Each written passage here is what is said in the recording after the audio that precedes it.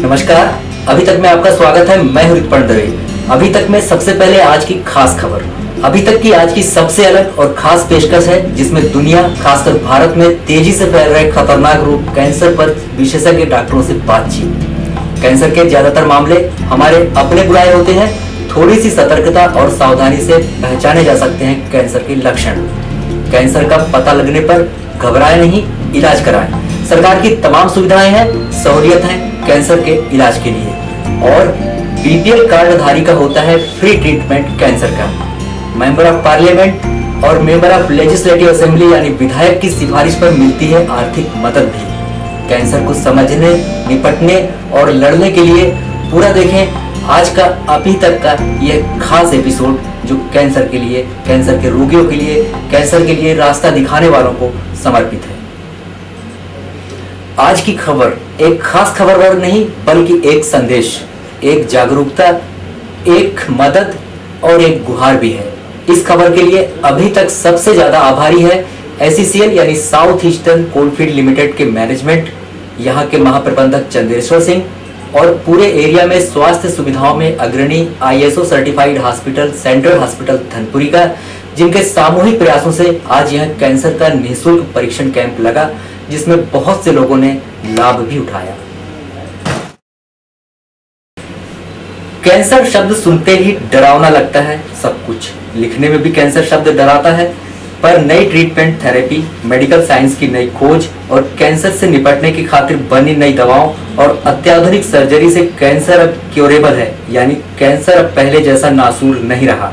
अब सवाल यह है कि कैंसर हो ही, जरा सी सावधानी बरती जाए तो कैंसर को दावत देने से बचा जा सकता है। कैंसर की शुरुआत असल में हमारी अपनी आदतों से ही होती है। कई मौकों पर हम खुद जानते बूझते हुए कैंसर को खुला न्योता देते हैं। जानते हैं कैसे? तंबाकू, पान, गुटखा, खैनी की आदतों से। भारत में सबसे ज्यादा कैंसर के रोगी मुंह के कैंसर से पीड़ित मिलते हैं।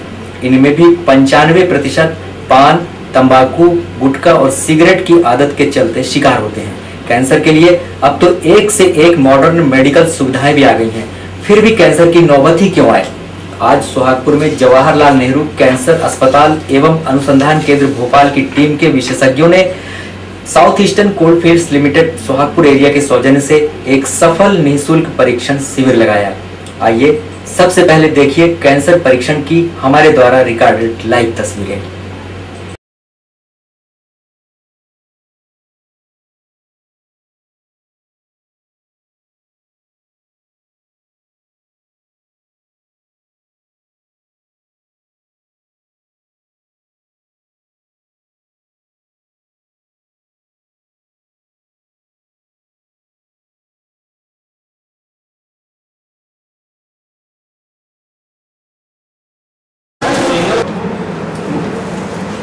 श्री दिनेश अरेरा पिछले 15 साल से तंबाकू का सेवन करते थे। तंबाकू का सेवन करने से उनके गले के अंदर घाव हो गया, जो कि सिस्टर इधर आइए इस तरह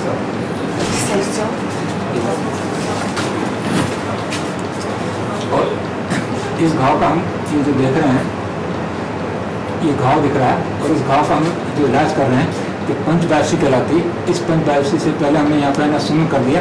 शून्य करके इसको हम काट रहे हैं और काट के ये जो टिश्यू निकलेगा, इस टिश्यू को हम माइक्रोस्कोप के अंदर देखेंगे और यदि कैंसर का सेल होता है तो इनका कैंसर का इलाज हम लोग शुरू कर देंगे। इसका इलाज जो है पहले सर्जरी के द्वारा होता है। ये जो आपको घाव दिख रहा है, इस घाव को पूरा हम निकाल देंगे। इस घाव को निकाल के इसको टाँके लगा देंगे और घाव को क्लोज कर देंगे।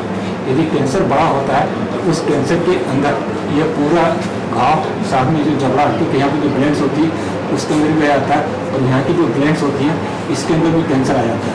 तो ऑपरेशन के अंदर ये घाव, ये जबड़ा और नेक के जो ग्लैंड्स होते हैं उसको पूरा डिस्ट्रक्शन करते हैं, जिसको कि हम MND बोलते हैं, विथ हेवी मेंटेक्टोमी, वो करते हैं।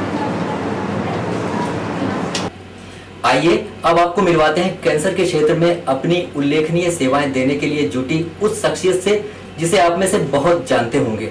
कईयों ने उनकी सेवा का लाभ भी लिया हो। बात 28-29 साल पुरानी है, मगर चिकित्सा के इस लाल पर हमें गर्व है। गर्व इसलिए कि कोल इंडिया में शीर्ष पद पर पहुंचने के बावजूद यह हस्ती रिटायरमेंट के बाद भी धनपुरी के लिए समर्पित है। ऊंचाइयों पर पहुंचने के बावजूद यह शख्स अपनी प्रथम कर्मभूमि धनपुरी को अपनी मातृभूमि मानता है। अब हम ज्यादा सस्पेंस नहीं रखते हुए आपको सीधे मिलवा देते हैं उन्हीं से।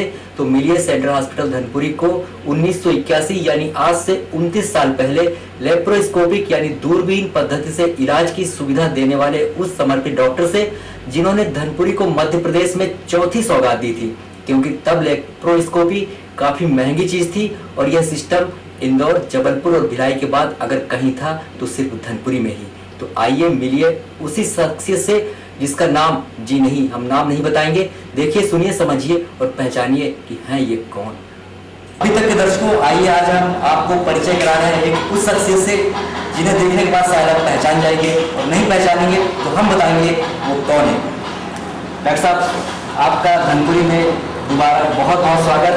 शायद आप पहचान लिए होंगे, आप धनपुरी केंद्रीय चिकित्सालय के स्थापना के समय इसको एक नया आयाम देने वाले डॉक्टर ओपी सक्सेना साहब। नमस्कार डॉक्टर साहब, सबसे पहले तो हमको आपसे मिलकर बहुत प्रसन्नता हुई। डॉक्टर साहब, जैसे कि आप सभी जानते हैं कि डॉक्टर साहब पूर्व कार्यकारी निर्देशक कोल इंडिया के रह चुके हैं और वर्तमान में आप जवाहरलाल नेहरू कैंसर हॉस्पिटल और अनुसंधान केंद्र भोपाल में अपनी सेवाएं दे रहे हैं। ये डॉक्टर साहब का धनपुरी के साथ लगाव है जो आप आज धनपुरी में आए, वरना इतने व्यस्त अधिकारी धनपुरी में आना ये धनपुरी के लिए बहुत बड़ी भाग्य की बात है। ये धनपुरी का भाग्य कि डॉक्टर सक्सेना आज हमारे साथ हैं। डॉक्टर साहब, आपने धनपुरी को बहुत लंबी सेवाएं दी हैं और धनपुरी से जुड़ा हुआ साफ दिख रहा है कि आप यहाँ पे दोबारा आए हुए हैं। निश्चित रूप से जो कैंप हो रहा है इसके पीछे कहीं ना कहीं सीधा मोटिवेशन आपका है। तो ये जो निःशुल्क कैंसर का आज जांच शिविर चल रहा है, अब तक इसमें सर कितने रोगी का रजिस्ट्रेशन हो चुका है और इनके लिए भविष्य में इनके लिए क्या सुविधाएं प्रदान करने की बात चल रही है? कैंसर एक बड़ा खतरनाक रोग है जो शरीर में कब प्रवेश करता है किसको पता नहीं चलता जी। और कैंसर को पूर्ण रूप से विकसित होने में 10 से 15 साल का समय लगता है जी। और उस समय में जब पता चलता है तब तक काफ़ी देर हो चुकी होती है जी। क्योंकि कैंसर एक सेल से शुरू होता है जी। और वो कैंसर जो जिसको हम कार्सिनोजन बोलते हैं उसके द्वारा होता है। और कार्सिनोजन कई तरह के होते हैं, लेकिन प्रमुख रूप से तंबाकू के अंदर होता है, जो सूरज की जो अल्ट्रावायलेट रेज है, रेडिएशन है, खान पान के अंदर कई ऐसे केमिकल्स रहते हैं जो कि हम लोग के शरीर में अनजाने में चले जाते हैं, और जेनेटिक्स के द्वारा। और भी कई कारण हैं, लेकिन ये प्रमुख कारण है। और उसमें शरीर के अंदर बदलाव आता है। कैंसर की जो सेल है वो धीरे धीरे बढ़ती है और शरीर को शुरू में कोई नुकसान नहीं पहुँचाती, लेकिन उसमें दो तरह के कैंसर होते हैं, एक बिनाइन और दूसरा मेलिग्नेंट। मेलिग्नेंट कैंसर में वो कुछ इस तरह के हार्मोन्स को सिक्रेट करने लगती है जिससे कि शरीर को नुकसान होता है, या जो हमारे शरीर के आवश्यक अंग हैं जैसे कि ब्लड वेसल है, नर्व है, इंटेस्टाइन है, फेफड़े है, उसको दबाने लगती है और दबाने से तकलीफ होती है और साथ में जब बढ़ती है तब घाव हो जाता है। घाव होने से जो शरीर के विभिन्न अंग हैं उसमें से रक्तस्राव होता है और जो भी नेचुरल ओपनिंग है उससे रक्तस्राव होता है। जैसे कि मुंह है उसमें खून की उल्टी हो सकती है, यकृत में खून आ सकता है, टट्टी के रास्ते है ना खून निकल सकता है, पेशाब के रास्ते खून निकल सकता है, महामारी में खून अधिक जा सकता है। तो ये प्रमुख लक्षण है ये शरीर के अंदर के। और शरीर के बाहर एक गठान धीरे धीरे बढ़ने लगती है, या जब कैंसर विकसित होता है तब तेज़ी से बढ़ने लगती है। कोई तिल या मसा है जो तेज़ी से बढ़ने लगता है, ब्रेस्ट में गठान आ जाती है और फिर अल्टीमेटली ये गठान बड़ी होकर अल्सर घाव में परिवर्तित हो जाती है और ये घाव कभी ठीक नहीं होता, केवल ठीक होता है तो कैंसर की दवाइयों से, सर्जरी से। तो आज कैंसर एक विश्व में महामारी के रूप में उभर रहा है और इसका प्रमुख कारण लाइफस्टाइल के अंदर जो चेंजेस हैं उसमें, और इसका प्रमुख कारण है सुराग, इसमें स्मोक, सुराग शराब के अंदर, और खासतौर से जो एडल्ट्रेशन होता है उसके अंदर काफ़ी हार्मफुल केमिकल्स रहते हैं, वो पूरे इंटेस्टाइन को डैमेज करते हैं। इसमें जो कि तंबाकू होती है उससे बनती है, और तंबाकू किसी भी फॉर्म में, चाहे गुटखा हो, चाहे आपका गुलाखू हो, खैनी हो, पान हो, सुपारी हो, पान मसाला हो, इन सब के अंदर नुकसान पहुँचाती है। और स्मोक मतलब जो धुआं जो रहता है, चाहे बीड़ी का हो, सिगरेट का हो, चुरुट का हो, हुक्के का हो, बुड़ी का हो, किसी भी का, तो ये धुआं जो हमारे फेफड़े के अंदर जाता है तो ये कैंसर पैदा करता है। और आज 30% जो कैंसर है वो ओरल कैंसर के रूप में आ रहा है। और ओरल कैंसर का जो प्रमुख कारण है, जो हमारे वर्कर्स है, आम जनता है, वो अपनी भूख को मारने के लिए और उत्तेजना बढ़ाने के लिए सोचती कि नशा करने से फुर्ती आएगी, चुस्ती आएगी, तो बीड़ी या तंबाकू का सेवन करती है। डॉक्टर साहब, आपने ओरल शब्द का इस्तेमाल किया, हम चाहेंगे कि हमारे दर्शकों को ओरल की परिभाषा हिंदी में परिभाषित करें ताकि वो भी समझ सके कि ओरल मतलब मुंह का, मुंह का, गले का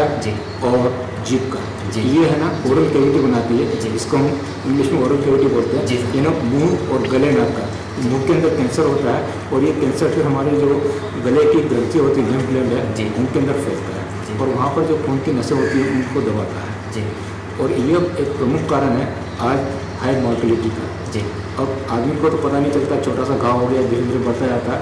और हम लोगों के पास जब कैंसर के मरीज पहुंचते हैं तो इतनी बड़ी गठान हो जाती है उनके शरीर के अंदर, पूरा घाव बन जाता है और घाव पूरे रहता है सब कुछ।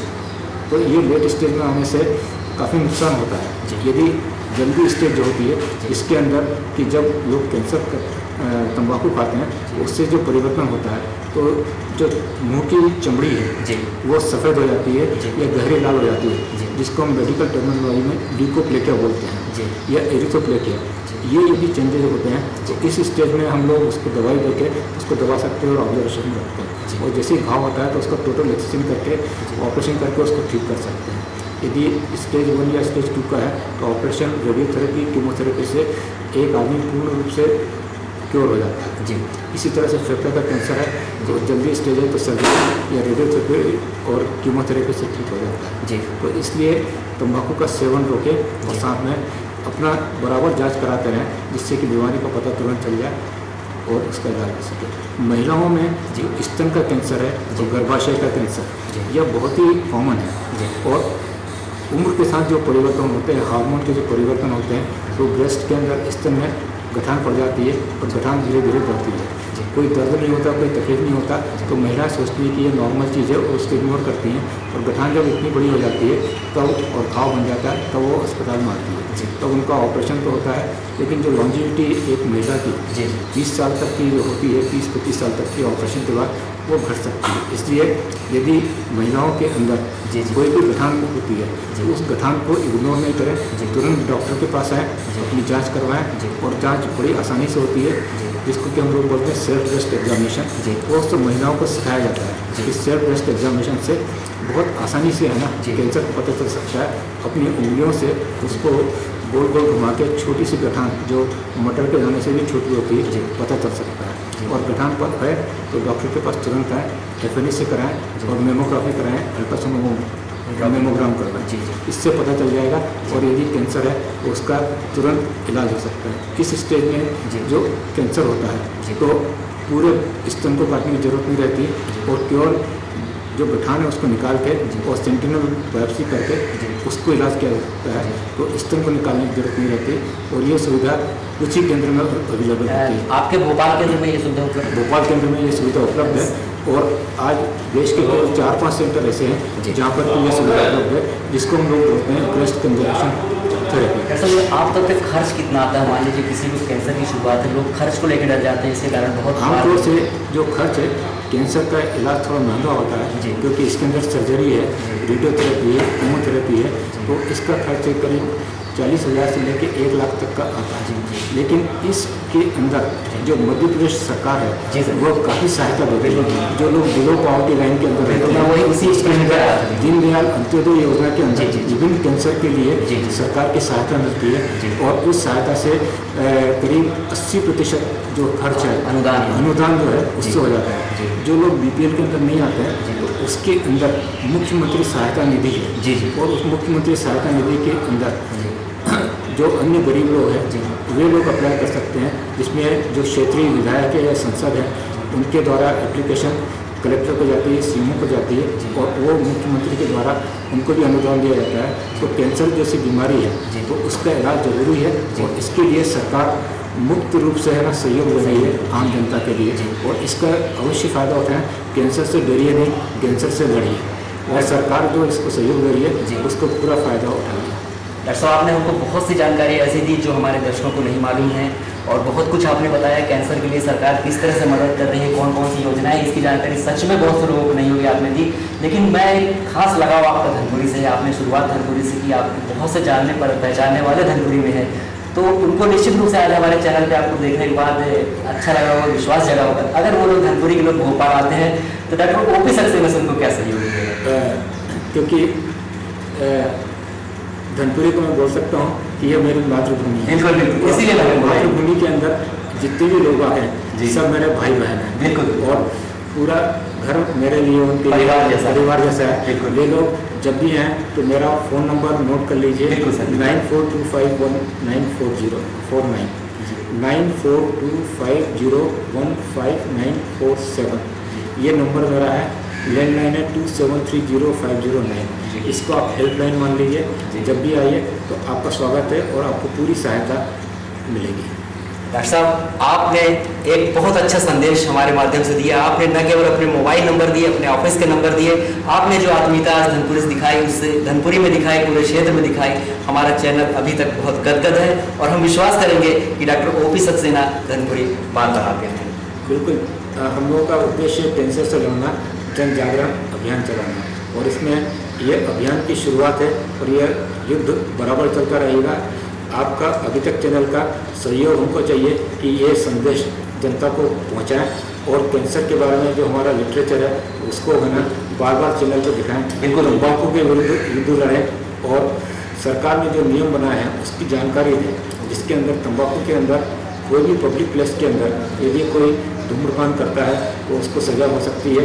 स्कूल कॉलेज के अंदर से करीब मतलब 80 मीटर दूर तक कोई भी तंबाकू पान बेचा नहीं जा सकता है। तो इसके अंदर यदि कोई ऐसा काम करता है तो उसको रोकें और आम जनता को दें कि आप तंबाकू खा रहे हैं या तंबाकू पी रहे हैं तो मतलब आप अपने को मौत से गले लगा रहे हैं और इस मौत का खामियाजा आपको तो मिलेगा ही मिलेगा, लेकिन जो आपका परिवार है जिसके लिए आप जीते हैं वो एकदम असहाय हो जाएगा।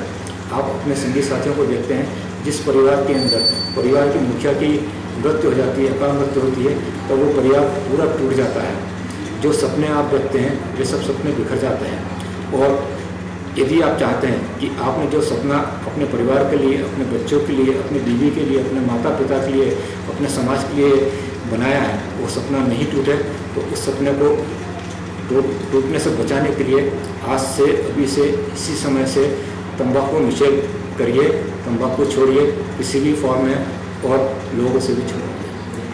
डॉक्टर साहब, मैं अपने एमडी शुभाराम पटेल की ओर से इसी क्षण ये घोषणा करता हूँ कि हम आज से ही आपकी दी गई सीडीज, आपके दिए गए लिटरेचर निःशुल्क अपने चैनल पे दिखाएंगे और कोशिश करेंगे कि जनता में कैंसर के प्रति जागरूकता जागे और आपके सहयोग से अगर जो इसके दुष्प्रभाव में आ गए हैं उनको निदान मिले। डॉक्टर सक्सेना साहब, आपने हमसे बात की, बहुत बहुत धन्यवाद। बहुत बहुत धन्यवाद आपका, और मैं बहुत आभारी हूँ अभी तक चैनल का जिन्होंने अपना अमूल्य समय दिया और ये इंटरव्यू जनता को दिखाया। धन्यवाद, नमस्कार। कैंसर के प्रति जागरूकता पर समर्पित इस पूरे बुलेटिन में हम आपको मुखातिब कराते हैं जवाहरलाल नेहरू अस्पताल और अनुसंधान केंद्र के मेडिसिन डिपार्टमेंट के सीनियर डॉक्टर प्रदीप कोलेकर से, जिन्होंने कैंसर क्या है समझाने की साधारण शब्दों में कोशिश की। मेडिसिन डिपार्टमेंट भोपाल के डॉक्टर कोलेकर साहब, प्रदीप कोलेकर साहब। डॉक्टर साहब, जो कैंसर होता है इसको लेके आप आज एक शिविर लगा रहे हैं BCH यानी बुढ़ार सेंट्रल हॉस्पिटल धनपुरी में। कैंसर शब्द सुन के लोगों को डर लगता है और शब्द लिखने में डरावना दिखता है, सुनने में डरावना लगता है, ऐसा क्यों? कैंसर को लेकर भ्रांति है क्यों? कैंसर को लंबे समय से एक असाध्य रोग माना जा रहा है। जी। लेकिन उसका कारण ये है कि प्रारंभिक वर्षों में कैंसर के निदान के लिए और उपचार के लिए इतनी सुविधाएं उपलब्ध नहीं थी और चिकित्सा विज्ञान ने भी उतनी प्रगति नहीं की थी। लेकिन विगत 2 दशकों में इस मामले में क्रांतिकारी परिवर्तन आया है, खासकर डायग्नोस्टिक टेक्निक्स जिन्हें हम बोलते हैं उनमें और दवाओं की उपलब्धि में। नई रिसर्च के आधार पर जो नई दवाएं उपलब्ध हुई हैं उनसे कैंसर अब एक हमेशा ये असाध्य रोग नहीं माना जा सकता। अगर प्रारंभिक अवस्था में इसका निदान हो जाता है और समुचित उपचार मिल जाता है तो काफ़ी लंबे समय तक हम उसके सर्वाइवल एडवांटेज पेशेंट को दे सकते हैं या कुछ केसेस में क्योर भी कर सकते हैं।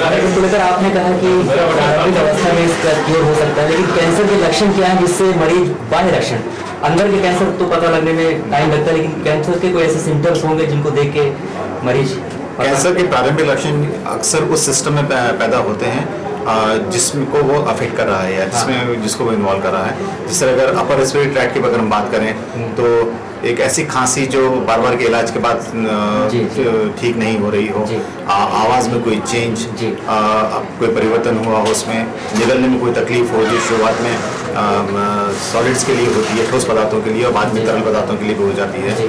इसके अलावा एक बिना अकारण ही वजन का कम होना, खून की मात्रा में कमी आना, एनीमिया होना, ये हमारी जो शौच क्रिया है उसमें कोई बाधा अवरोध होना, ऐसा एक कब्ज की शिकायत होना जो बार बार के इलाज के बावजूद ठीक नहीं हो रही है, बिना कारण रक्तस्राव होना, इस तरह के बहुत से लक्षण हैं जो कैंसर की प्रारंभिक अवस्था की ओर हमें इंगित करते हैं।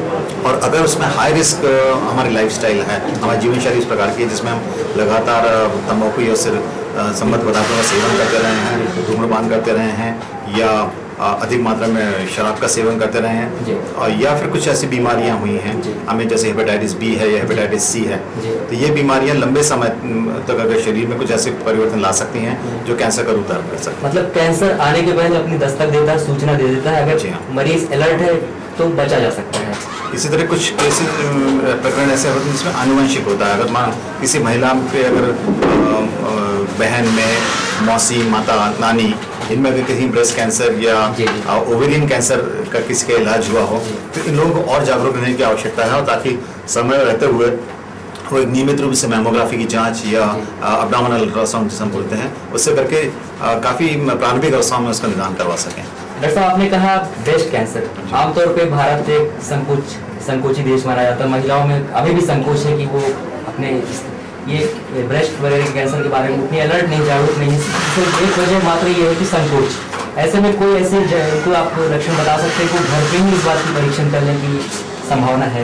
एक बहुत ही सिंपल विधि है जिसको हम ब्रेस्ट सेल्फ एग्जामिनेशन कहते हैं। उसके बारे में पैम्फलेट्स और सीडीज बहुत आसानी से उपलब्ध हैं जो हमारे अस्पताल के माध्यम से भी उपलब्ध कराई जा रही हैं। जिनमें अगर किसी महिला को एक ऐसी कोई गठान महसूस होती है छाती की किसी भी भाग में, या एक कोई रक्तस्राव या किसी तरह का द्रव्य अगर वहाँ से चालू हो जाता है, कोई गठान अकारण बढ़ रही हो या बगल में बढ़ रही हो, इनका एक तो अगर अपने सेल्फ एग्जामिनेशन स्व परीक्षण के हिसाब से अगर उन्होंने उसको जांच पाया है तो, लेकिन उसको उसको कोई साधारण समझ कर न छोड़ दें, किसी विशेषज्ञ सर्जन से या किसी महिला रोग विशेषज्ञ से जांच कराना। सब एक खास प्रश्न, आखिरी प्रश्न, आप आज एक दिन का शिविर लगा रहे हैं। कैंसर एक लंबा ट्रीटमेंट होता है, तो आप जो मरीज देखेंगे अगर दुर्भाग्यवश उसमें कुछ 2-4 कैंसर के मरीज मिल जाएंगे तो उनका ट्रीटमेंट आगे कैसे चलेगा? हमारा इस शिविर का मुख्य लक्ष्य है कि जो प्रारंभिक अवस्था में अगर कोई या किसी जिसको हम कहते हैं संदिग्ध मरीज हैं, उनको एक तो हम उचित मार्गदर्शन दे सकें कि उनके आगे जांच का क्या तरीका रहेगा, और आगे उन्हें समुचित उपचार के लिए इधर उधर न भटकना पड़े, और एक एकीकृत जहाँ चिकित्सा व्यवस्था हो वहाँ के लिए उनको समुचित समाधान हो सके उनका। आज के शिविर का मुख्य उद्देश्य यही है, और जो लोग अपनी शंकाओं का समाधान इस शिविर के माध्यम से करना चाहते हैं, हम चाहते हैं कि अपने इस कैंसर से संबंधित जागरूकता और ज्ञान में वृद्धि करना चाहते हैं, उसमें भी हम चाहेंगे कि वो इस शिविर से लाभ उठाएं। आज आप धनपुरी पधारे, आप भोपाल में हैं, धनपुरी से भोपाल की दूरी कोई ज़्यादा नहीं, गाड़ियाँ भी डायरेक्ट हैं, क्या कोई मरीज इस तरह के आपसे भोपाल में भी संपर्क कर सकते हो? अवश्य संपर्क कर सकता है, और हमारे उपलब्ध सुविधाओं के बारे में कुछ जानकारी लेना चाहता है यहाँ पर या वहाँ आकर, उसका स्वागत है। आपने अभी तक से बात की, बहुत बहुत धन्यवाद। आखिर में हम आपको मिलवाते हैं जवाहरलाल नेहरू कैंसर अस्पताल एवं अनुसंधान केंद्र भोपाल के ही एक और विशेषज्ञ डॉक्टर सुनील मुराब से, जिन्होंने कैंसर अवेयरनेस पर महत्वपूर्ण जानकारियां हमसे शेयर की। Nehru cancer research hospital Bhopal के डॉक्टर सुनील मुराब जी। डॉक्टर मुराब, आपका आज धनपुरी एक दिन के कैंप में आगमन हुआ है। कैंसर के बारे में अभी हमने डॉक्टर साहब से बात की, प्रदीप साहब से, आप इसके बारे में क्या दूसरी जानकारी? मैं दूसरी जानकारी ये देना चाहूँगा कि देखिए, हमारे यहाँ जो हम लोग मेन यदि बताया जाए तो मुंह का कैंसर ज़्यादा हो रहा है मर्द में, क्योंकि उन लोग तंबाकू का सेवन ज़्यादा करते हैं। ये भी देखा गया है, महिलाएं भी तंबाकू का सेवन करती हैं। यदि उनके मुख में इस प्रकार का कोई छाला या अंदर गाल के अंदर लाल निशान या नीले चकत्ते वगैरह पड़ रहे हैं, तो वो फर्स्ट स्टेज बोलना चाहिए कि आप कैंसर की फर्स्ट स्टेज के पहले के लक्षण, तो उन्हें इस चीज़ से सावधान होना चाहिए। दूसरी चीज़ मैं ये बोलना चाहूँगा कि अपन बोलते हैं कि तम्बाकू सिगरेट बीड़ी पीने से मर्द लोग को कैंसर होता है, ये एक आधा सत्य है। उसके घर में उसके रहने वाले बच्चे, उसकी जो पत्नी है, वो कैसे भी स्मोकर होता है, जो धुआं वो फेंकता है वो उनको सुनते हैं। दूसरी चीज़ मैं ये बताना चाहता हूँ कि महिलाओं के ऊपर ये तम्बाकू सेवन का क्या क्या असर होता है, डायरेक्टली या इनडायरेक्टली। देखिए, पहले गर्भवती जब महिला होती है उस पे यदि वो तम्बाकू का सेवन करती है तो उसमें ये चांसेस होते हैं कि उसका बेबी जो एबॉर्शन है, गर्भपात है, वो होता है। दूसरा, जो अंदर बच्चा पेट में है माँ के, और उसको कंटिन्यूस तम्बाकू का जो धुआं दिया जा रहा है, उसके असर से उसकी प्री नेचुरल डिलीवरी या प्री और उसके जो अंग वगैरह हैं उसमें कोई विकरण वगैरह हो सकता है। थर्ड, बच्चा पैदा होने के बाद में जो बोलते हैं पोस्ट नेटल डेथ्स, वो भी अकाउंट करती हैं ये कैंसर के तरह, और जो कि one of the main reason जो तम्बाकू सेवन से और एक्टिव या पैसिव सिगरेट बीड़ी पीने से होता है। ये चीज़ का ज्ञान यदि अपने को घर में है, घर के मर्द को है, तो कम से कम वो घर के बाहर सिगरेट पिए। यदि उसकी पत्नी गर्भवती है या बच्चे हैं छोटे घर में, तो उनके पास तो ना पिए।